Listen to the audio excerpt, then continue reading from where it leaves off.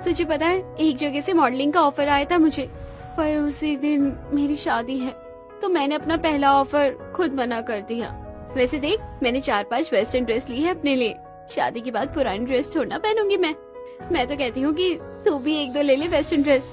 घर में ना सही, पर बाहर घूमने जाएगी तब पहन लेना। अरे यार नहीं, तू तो जानती है ना मुझे ऐसे मॉडर्न कपड़े पहनना पसंद नहीं। बहाने बनाना बंद कर, बहुत अच्छे से जानती हूँ तेरा भी मन करता होगा, पर तेरी जो अरेंज मैरिज है, तुझे डर है कि तेरी सास तुझे ऐसे कपड़े पहनने दे या ना दे, इसलिए लव मैरिज बेस्ट होती है। मैं तो तुझे समझाती थी कि लव मैरिज कर ले। लव मैरिज करती तो मेरी तरह शादी के बाद भी ऐसे कपड़े पहन पाती। अब कुछ दिन में दोनों दोस्त ड्रेस लेकर अपने अपने घर आती हैं। इसी तरह कुछ दिन बीत जाते हैं और शादी से कुछ दिन पहले सिमरन आरती को अपने घर बुलाती है और उसके सामने अपनी कुछ मॉडर्न ड्रेस रखकर उससे बोलती है, देख, सास तो सास होती है और सास अपनी बहू को मॉडर्न कपड़े नहीं पहनने देती, इसलिए तू मेरी कुछ ड्रेस रख ले। जब पति के साथ घूमने जाएगी तो ये कपड़े पहन लेना। मेरी सास मुझे जैसे कपड़े पहनाना चाहेगी मैं पहन लूंगी। मुझे इन कपड़ों की जरूरत नहीं है। मैंने आज से पहले ऐसे कभी कपड़े पहने नहीं है। मुझे तो खुद शर्म आती है। पर तू ऐसा क्यों बोल रही है कि सास सास होती है? तू तो लव मैरिज कर रही है। हाँ, लव मैरिज कर रही हूँ, पर लव मैरिज वाली की सास एक खड़ूस सास होती है। वैसे मैंने विक्रम से बात कर ली है सारी, और मैंने उसे साफ साफ कह दिया है कि शादी के बाद मैं सूट साड़ी ये सब नहीं पहनूंगी, और अगर कभी सूट साड़ी भी पहनूंगी तो स्टाइलिश पहनूंगी। मैं घूंघट में नहीं रहने वाली, बहन जी की तरह। और उसने भी कहा कि वो मेरे साथ है। ये तो बहुत अच्छी बात है। अब तू अपने कपड़े समेट ले, बहुत जल्द एक ही दिन हम दोनों दोस्त की शादी हो जाएगी। पर अच्छी बात यह है कि हम दोनों का ससुराल ज्यादा दूर नहीं है। अगर मुझे मौका मिला या तुझे मौका मिला तो तू मिलने जरूर आना। आरती सिमरन से काफी सारी बातें करके अपने घर जाती है। समय गुजरता है और दोनों ही दोस्त की एक साथ शादी हो जाती है। जहां आरती घूंघट करके अपने ससुराल पहुंचती है तो वहीं बिना घूंघट के सिमरन अपने ससुराल पहुंचती है। भाभी, ये क्या आपकी नई नई शादी हुई है और आप बिना घूंघट के गाड़ी से उतर गए? बहू, तेरे घर वालों ने कुछ नहीं सिखाया क्या? अभी तेरी मुंह दिखाई भी नहीं हुई है, पहले ही दुनिया को मुंह दिखाने का इरादा है क्या? जल्दी से घूंघट कर। सिमरन, मैं तुम्हारे साथ हूँ, पर कुछ रीति रिवाज भी होते हैं, उन्हें तो पूरा करना ही पड़ेगा ना। रस्मों की बातें सुनकर सिमरन घूंघट कर लेती है। कुछ देर में उसका गृह प्रवेश होता है तो वहीं शोभा अपनी बहू का घूंघट देख उससे बोलती है, बहू, इतनी गर्मी हो रही है और तूने इतना लंबा घूंघट कर रखा है। घूंघट करने की क्या जरूरत है? तुझे देखकर तो हमने अपने बेटे की शादी करवाई है। हाँ भाभी, वैसे भी अब के जमाने में कौन घूंघट करता है? सर पर पल्लू तो भी ठीक है। हटा लो बहू घूंघट, किस्मत वालों को मिलती है शोभा जैसी सास।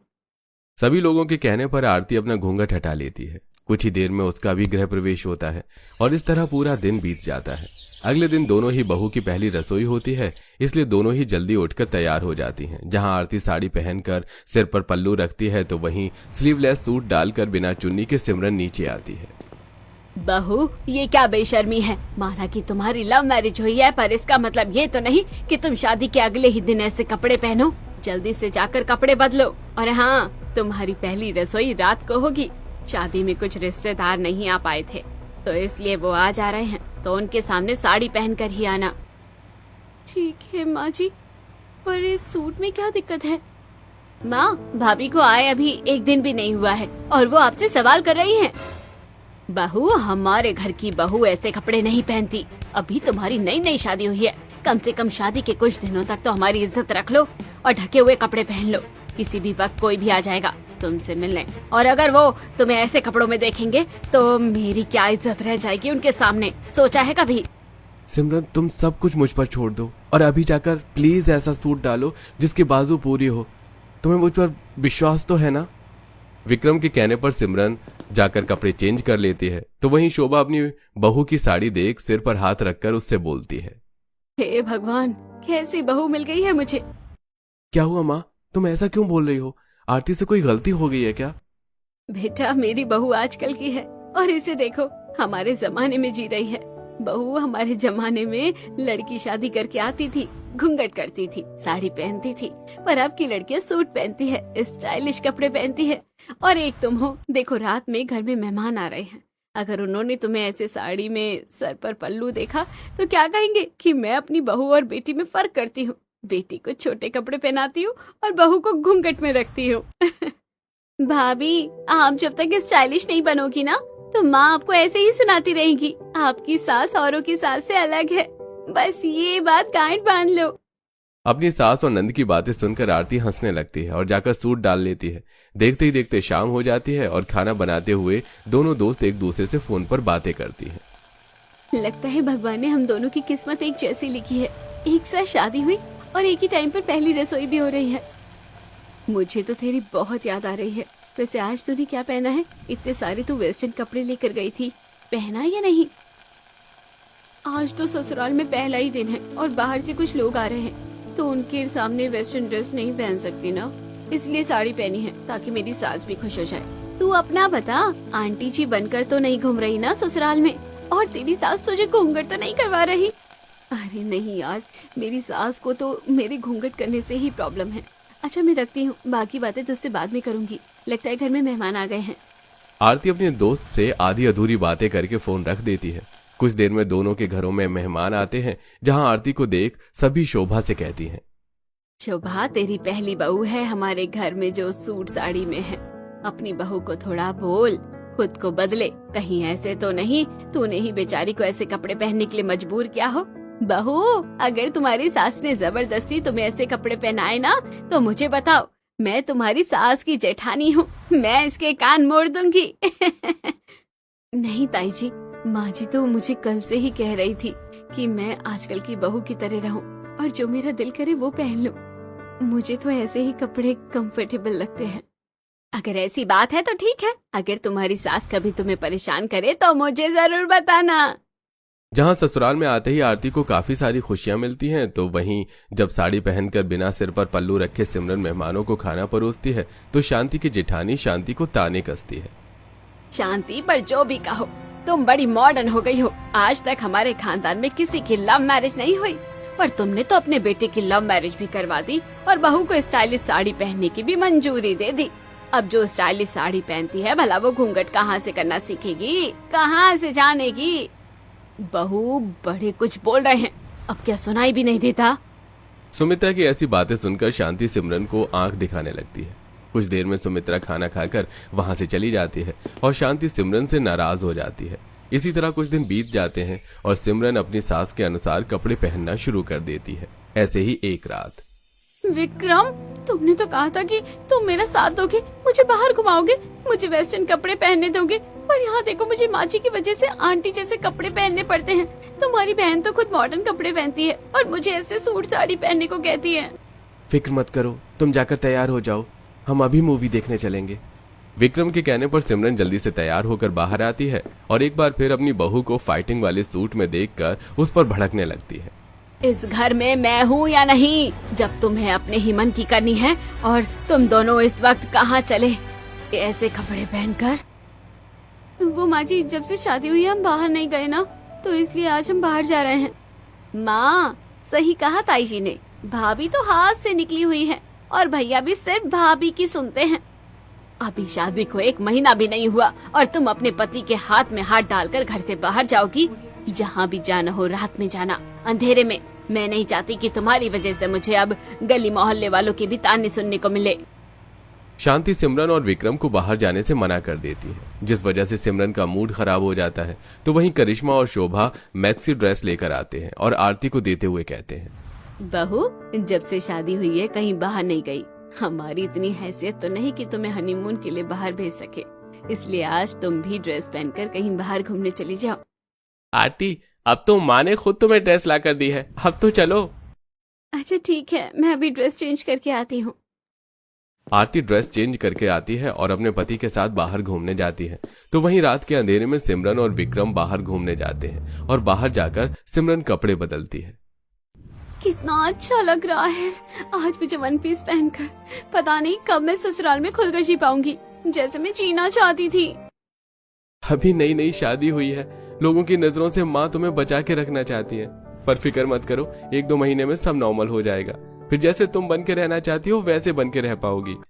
आज सिमरन को विक्रम के साथ पूरी रात घूमकर काफी अच्छा लगता है। अब वो लोग घर आते हैं, पर यह सब शांति को अच्छा नहीं लगता। इसी तरह कुछ दिन बीत जाते हैं और विक्रम अपनी माँ से हनीमून जाने की जिद करता है। गलती करी मैंने तेरी लव मैरिज करवा के। अरे चला जाता तू मुझे छोड़कर, अच्छा ही होता। तुम्हारी वजह से पूरी जात बिरादरी में शर्मिंदा होना पड़ रहा है मुझे। माँ, आजकल सब हनीमून पर जाते हैं। मेरे दोस्त यार भी मुझसे पूछते हैं 2 ही दिन के लिए जाने दो ना। तूने तो कसम खा रखी है, मेरी तो बात नहीं मानेगा। जहाँ जाना है जाओ, पर सिर्फ 2 दिन के लिए। बड़ी मुश्किल से शांति उन्हें हनीमून भेजने के लिए राजी होती है। अगले ही दिन विक्रम और सिमरन हनीमून के लिए पहाड़ों पर जाते हैं, जहां सिमरन अपनी महंगी वेस्टर्न ड्रेस पहनती है और अपने पति के साथ ट्रैकिंग करती है। मैं सही थी, लव मैरिज के बहुत फायदे हैं। अगर अरेंज मैरिज करती तो पति भी नहीं सुनता, पर यहाँ तो मेरा पति भी मेरी सुनता है। सुनना तो पड़ेगा ही, तुमसे वादा जो किया था। विक्रम, वो देखो मैगी, पहाड़ों की मैगी खाने का मजा ही कुछ और है। अपने पति के साथ सिमरन पहाड़ों की मैगी खाती है और काफी सारी फोटोज लेती है। 2 दिन के बाद अपने हनीमून से वापस आती है और अपने दोस्त को फोन करके सारी बात बताती है। ये तो बहुत अच्छी बात है, तेरे सपने पूरे हो रहे हैं। वैसे हम दोनों का ससुराल पास में ही है, कभी मौका मिले तो मिलने के लिए आना। तेरी बहुत याद आती है। जरूर आऊंगी, बस थोड़ा सब्र कर। अगर तू नहीं आ पाएगी तो मुझे बता देना, मैं आ जाऊंगी।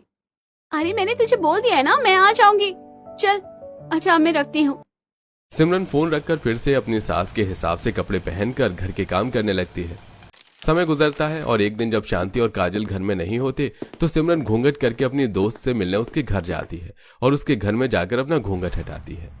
ये क्या, तू मुझसे मिलने के लिए घूंघट करके आई है? पर तू तो कह रही थी कि शादी के बाद तू अपने हिसाब से कपड़े पहनेगी, फिर ये घूंघट। अरे यार, अभी नई नई शादी हुई है ना, तो सास के हिसाब से चलना ही पड़ेगा। पर विक्रम ने बोला है कि ये सिलसिला ज्यादा दिन नहीं चलेगा, बस थोड़ी सी पुरानी हो जाओ तो इस घूंघट से भी छुटकारा मिलेगा। पर एक मिनट, तेरा ड्रेसिंग सेंस तो पहले से काफी चेंज हो गया है। ये सब मेरी सास और ननद की मेहरबानी है। उनको बिल्कुल भी नहीं पसंद जब मैं घूंघट करती हूँ या बहन जी की तरह साड़ी पहन के रहती हूँ।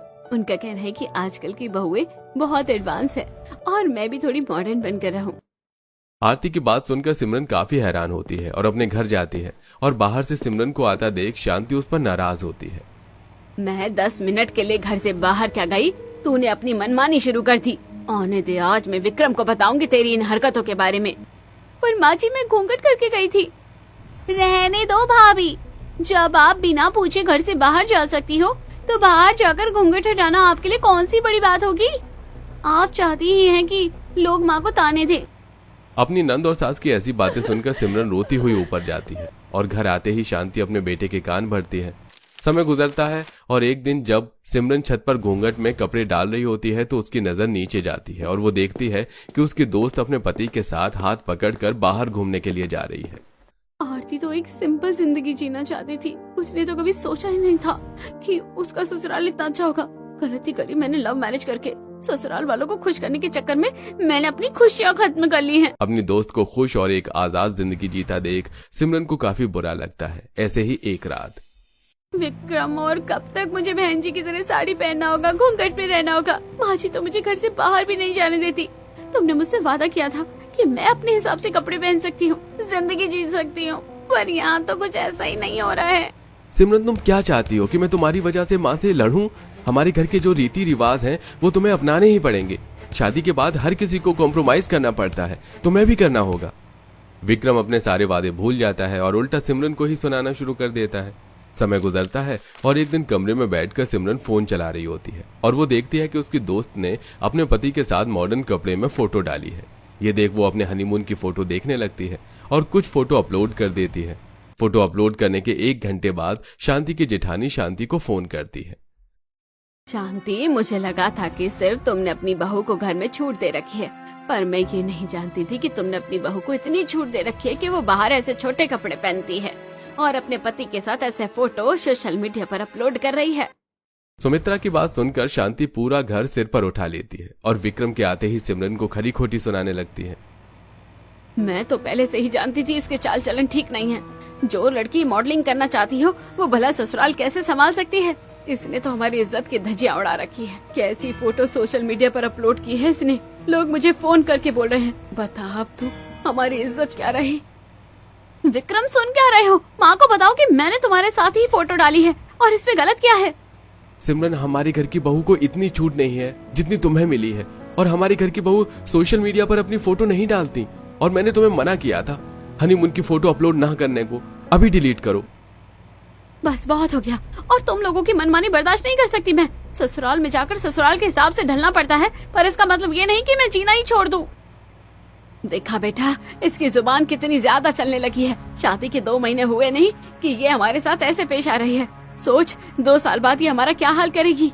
सिमरन, इस घर में रहने के लिए तुम्हें माँ के हिसाब से ही चलना होगा। अगर मुझे माँ जी के हिसाब से अपनी जिंदगी जीनी है तो मुझे यहाँ नहीं रहना। मैं जा रही हूँ ये घर छोड़कर, क्योंकि अब मेरा यहाँ दम घुटने लगा है। गुस्से में सिमरन घर छोड़कर अपने मायके आ जाती है। समय गुजरता है और काफी दिनों तक जब आरती की सिमरन से बात नहीं होती और उसे पता चलता है कि सिमरन अपने मायके आई है, तो अपनी दोस्त से मिलने के लिए वेस्टर्न ड्रेस में सिमरन के घर जाती है, जहां वो देखती है कि सिमरन की माँ भी उसे ताने दे रही है। और करो लव मैरिज अपनी पसंद से की थी ना। शादी क्या हुआ, 2 महीने भी घर नहीं चला पाई। हमारी पसंद से की होती तो आज ससुराल में राज कर रही होती, और तुम्हारे साथ अगर कुछ भी गलत होता तो हम तुम्हारे साथ खड़े होते। अब क्या मुंह लेकर जाएगा अपने ससुराल, बोझ बनकर बैठी है वहाँ पर भी। आरती को देख सिमरन की माँ चुप हो जाती है और आरती सिमरन के साथ उसके कमरे में जाती है। और जब आरती को सिमरन की हालत के बारे में पता चलता है तो वो उससे कहती है, तूने बिल्कुल सही फैसला लिया उस घर को छोड़कर, पर तूने मुझे कुछ बताया क्यों नहीं। पर अब तू अपना सपना पूरा करना, और जिसे आज तू बोझ लग रही है ना, देखना कल को वही तुझे बेटी बोलकर गर्व करेगी। सही कह रही है तू, बहुत कुछ कर लिया मैंने इन लोगों के लिए। अब मैं खुद को खुश रखूंगी। अब मैं दिखाऊंगी सबको कि मैं अकेली खुश हूँ। आरती के कहने पर सिमरन एक बार फिर मॉडलिंग के लिए अप्लाई करती है और काफी जगह से उसे ऑफर आने भी शुरू हो जाते हैं। समय गुजरता है और एक दिन शांति अपने पूरे परिवार के साथ अपनी देवरानी के बेटे की रिसेप्शन पार्टी में जाती है, जहां वो देखती है कि उसकी देवरानी की बहू ने अपने रिसेप्शन पार्टी पर 1 पीस पहना है और वो अपने पति के साथ मेहमानों से मिल रही है और उनके साथ वो ड्रिंक कर रही है। इस पार्टी में आरती का परिवार भी होता है और सुमित शांति से कहता है, आपका भतीजा मेरा दोस्त है, उसने भी लव मैरिज करी है, पर देखो अपनी देवरानी को, उसने अपनी बहू के साथ वो सलूक नहीं किया जो आपने किया। जब मुझे आरती ने सिमरन के बारे में बताया तो मुझे बहुत बुरा लगा।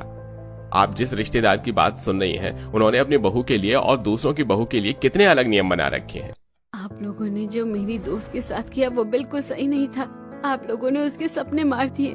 देखिए, जिस रिश्तेदार को दिखाने के लिए आपने मेरी दोस्त के साथ इतना बुरा किया, आज उन्हें ही आपसे या समाज से कोई फर्क नहीं पड़ा। मैं हमेशा से ही अपनी बहू पर रोक टोक करती रही ताकि कोई मुझ पर उंगली ना उठा सके, और यहाँ मेरे जेठ जेठानी देवरानी भी इतने आगे बढ़ गए। मेरी बहू ने एक फोटो अपलोड करी तो उन्होंने मेरे घर में फूट डाल दी, और आज उनकी बहुएं। माँ, हमने भाभी के साथ बहुत गलत किया है।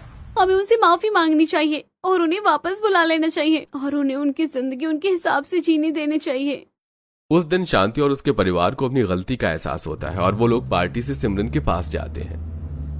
बहू, मुझे माफ कर दे और घर वापस चलो। तुझे जो कपड़े पहने हैं पहना।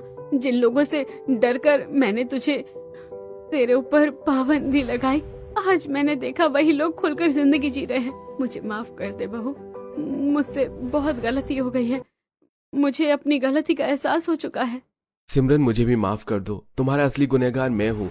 मैंने तुम्हें बड़े बड़े सपने दिखाई, तुमसे वादा किया, और जब उन्हें पूरा करने का समय आया तो मैं खुद। आप लोग मुझे इसी तरह से अपनाना चाहते हैं, ये जानकर मुझे बहुत खुशी है।